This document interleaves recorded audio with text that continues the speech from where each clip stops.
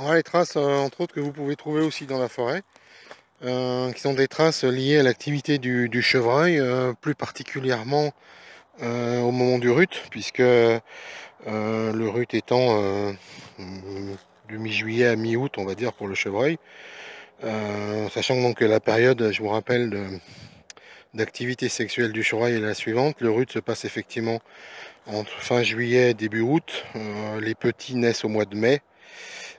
C'est pour ça qu'on en voit tant dans la forêt, parce que les mères repoussent les petits de l'année précédente. Donc on en voit un peu de partout. Voilà. Donc au mois de mai, elle va élever ses petits, ainsi de suite, et pour recommencer au mois de juillet août. Donc on va dire à partir de début juillet jusqu'à fin août, vous pouvez trouver ce genre de traces. Voilà. Donc en fait, ce sont des petits arbres. Alors le brocard, le mâle, va frotter ses bois sur la branche, puisque entre ces bois, il a des glandes qui laissent des odeurs particulières, et ça détermine son secteur géographique dans lequel les autres mâles ne doivent pas rentrer. Si un autre mâle rentre, il y aura combat, bagarre.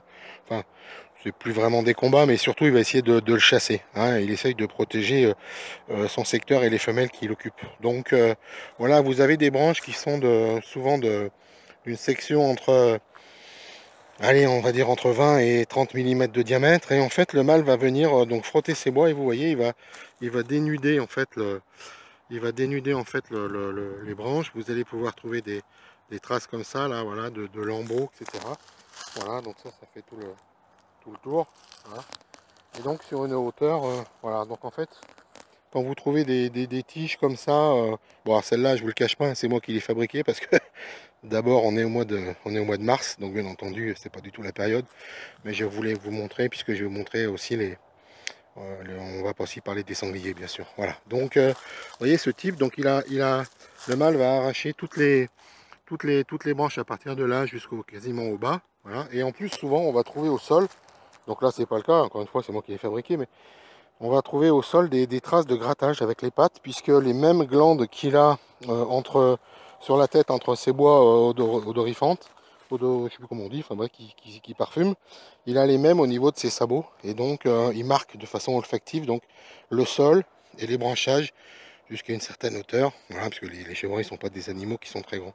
Donc voilà, en juillet-août, si vous trouvez ce genre de choses dans la forêt, voilà, bah, ça veut dire que vous êtes sur le territoire d'un brocard. Donc, et ce brocard est actif, donc, et qui est à la recherche de femelles, et qui marque son territoire, hein. Sachant que les chevreuils sont des animaux qui se regroupent en hiver, dès qu'ils perdent leur instinct sexuel, pour former des groupes.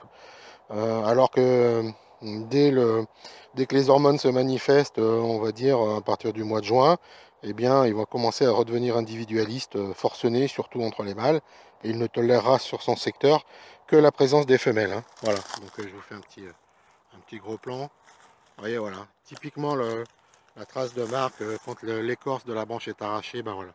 Ça, sur des hauteurs comme ça, et normalement, vous pouvez en trouver à plusieurs endroits, bien entendu, puisqu'il va essayer de marquer en rond à peu près son territoire, hein. Voilà.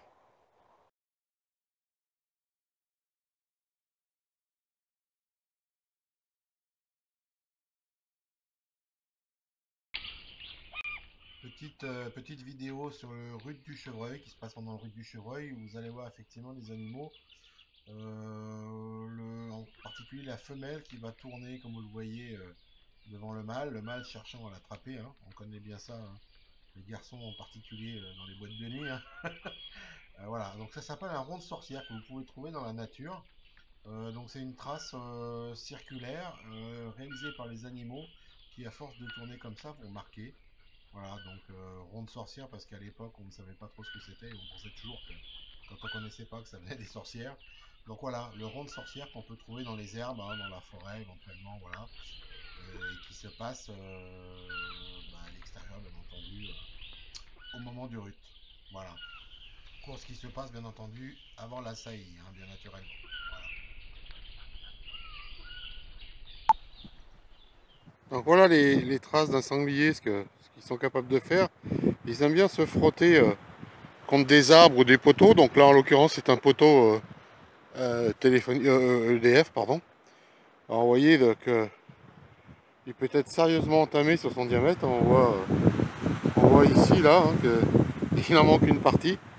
Donc voilà. Alors après, on peut remarquer aussi, je vais vous montrer de ce côté plutôt. Vous voyez ici les griffures là. Donc ça, ce sont les coups de dents des sangliers, des mâles, qui se frottent et qui se frottent aussi la gueule. Et donc ils mettent des coups de dents dans les arbres. Donc c'est un bon indice de la taille du sanglier, parce que s'il a les dents à cette hauteur-là, ça veut dire que c'est déjà, à cette hauteur-là, c'est déjà un sacré bestiau. Donc voilà, vous voyez un petit peu le bébé, à quoi ça ressemble. Voilà, et on voit qu'apparemment il y a un joli sanglier sur le secteur, parce que beaucoup de traces ici aussi. Là aussi, voilà, donc la plus haute est à peu près à cette hauteur-ci. Donc ça commence à être pas mal. Hein. Vous voyez, on voit là. Ce qui manque, hein, la partie qui manque ici, qui est quand même assez importante.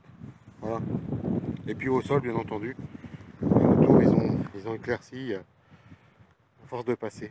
Voilà. Maintenant, pour les sangliers, je voulais vous montrer des aménagements qui sont réalisés par les chasseurs, les chasseurs de ma commune. Ce qu'on appelle vulgairement un abreuvoir. En fait, ce qui n'en est pas un, c'est un... Pour les sangliers, on appelle ça une souille en fait. Donc il y a de la terre au fond et de l'eau, bien entendu. C'est bétonné, hein. C'est quelque chose qui est fait pour garder toujours un peu d'eau. Pourquoi? Parce qu'en fait, les sangliers, par nature, ne peuvent pas transpirer. Ils n'ont pas de glandes qui leur permettent de transpirer. Donc ils ont besoin, pour réguler leur température, quand il fait très chaud, de se mouiller. Ou quand ils courent beaucoup, d'ailleurs quand ils sont éventuellement chassés aussi. S'ils courent très longtemps, ils vont aller à l'eau pour refroidir la température de leur corps.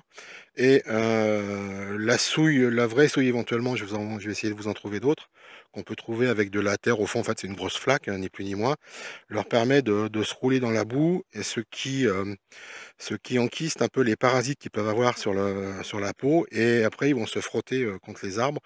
Donc je vous avais montré, je vous montrerai la photo où vous avez vu peut-être déjà l'image du poteau qui est endommagé, le poteau électrique, où je vous le montrerai après.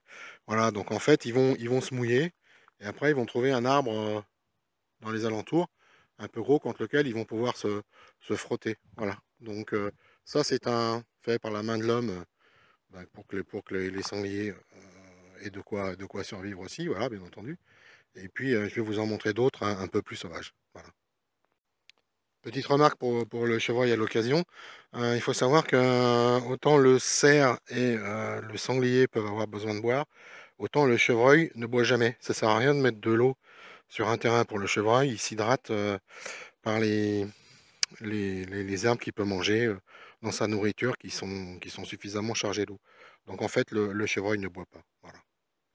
Alors, autre indice de la présence des sangliers sur place, c'est que vous voyez donc là on est au bord du chemin avec une souille un petit peu plus sauvage, naturelle on va dire, sur le chemin, une flaque, une grosse flaque.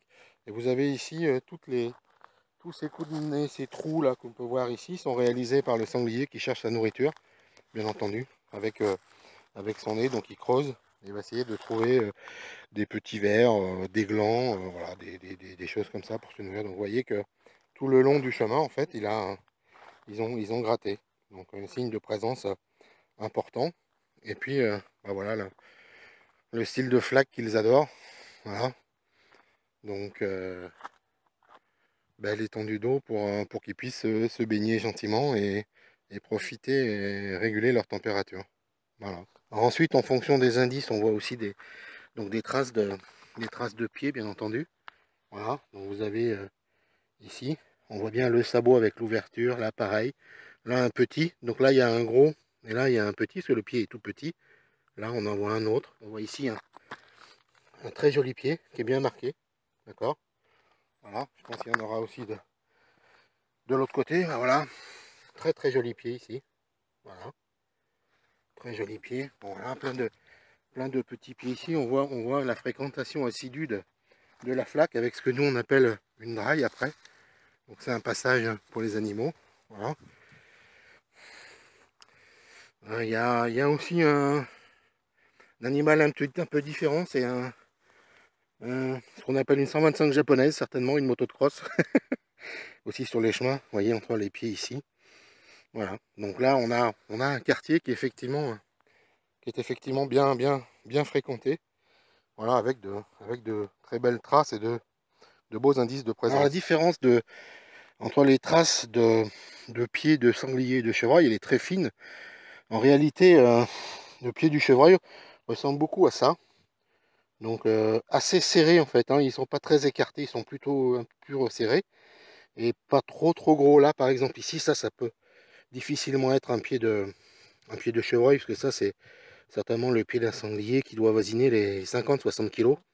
Donc l'empreinte du chevreuil serait plus petite, hein. Vous voyez ma main à comparer, mon doigt, voilà. Donc c'est une empreinte qui doit faire déjà au moins 5 cm de long, voilà. Et plus de large encore, voilà. Mais c'est vrai qu'après là, si c'est des traces de petits sangliers ou petits chevreuils, c'est difficile de. Il faut vraiment avoir un œil aiguisé et habitué pour pouvoir faire la distinction. Voilà. Peut-être ici la trace d'un renard. On voit la trace, voilà, qu'on voit bien avec les griffes. Voilà, qui est parti par là. Voilà.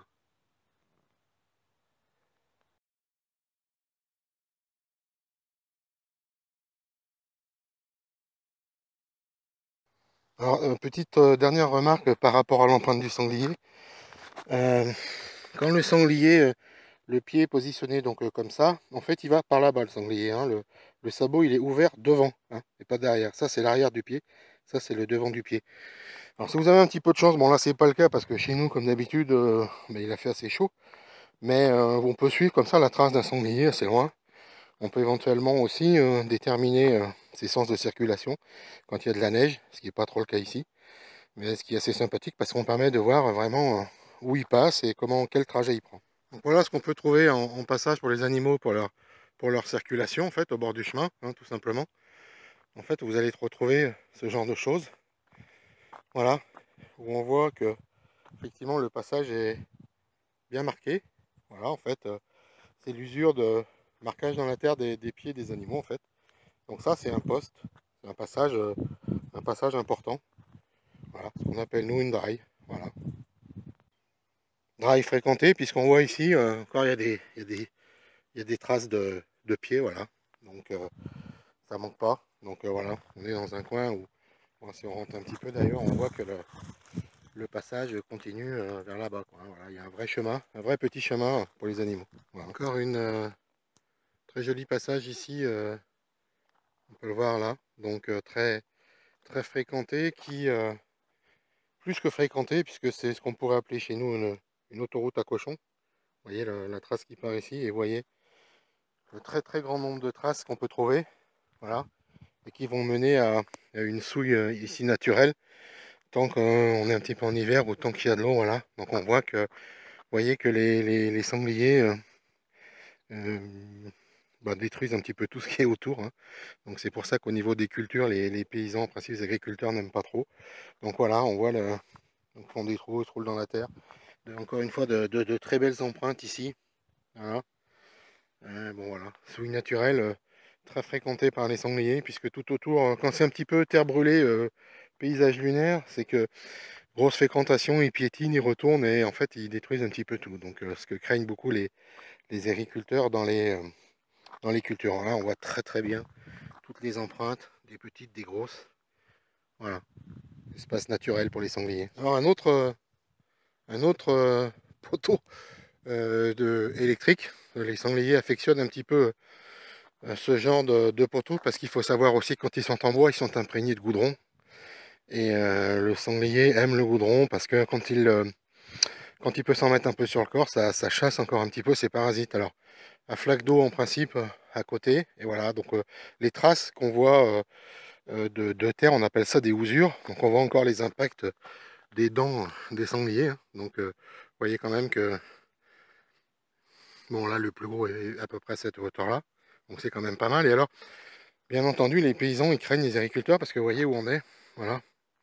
On est dans la vigne. Et il faut savoir que le sanglier, eh ben, c'est un opportuniste et que, eh ben, il mange du raisin aussi. Donc, il peut faire du dégât dans les vignes.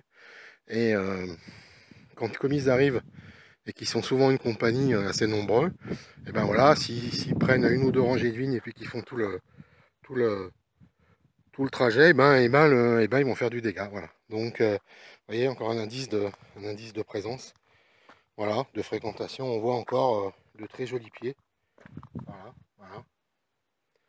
Voilà. Donc voilà ce que vous pouvez. Alors là, bien entendu, c'est un poteau fait par l'homme, encore une fois, mais il existe dans la forêt. Enfin, ils font ça sur des arbres, hein, bien entendu, un gros tronc en principe, pour pouvoir se gratter. Voilà. Vous allez voir que tout le long, en fait, il y a des traces, donc il y a des pieds de sanglier. Voilà. Tout le long, tout le long, tout le long. Et ça, effectivement, les viticulteurs en particulier, mais ceux qui font des ruteurs en général avec des plantations, quand la terre est retournée et fraîche, en principe, les sangliers, ils adorent. Hein, voilà. Voilà. Donc, bon, ils sont bien contents aussi, quelquefois, qu'il y ait quelques chasseurs qui ne fassent en sorte que le cheptel n'augmente pas de trop. Voilà. Encore un endroit où ils sont actifs. On voit bien la flaque et puis les traces de terre, donc les usures sur le poteau. Un de plus.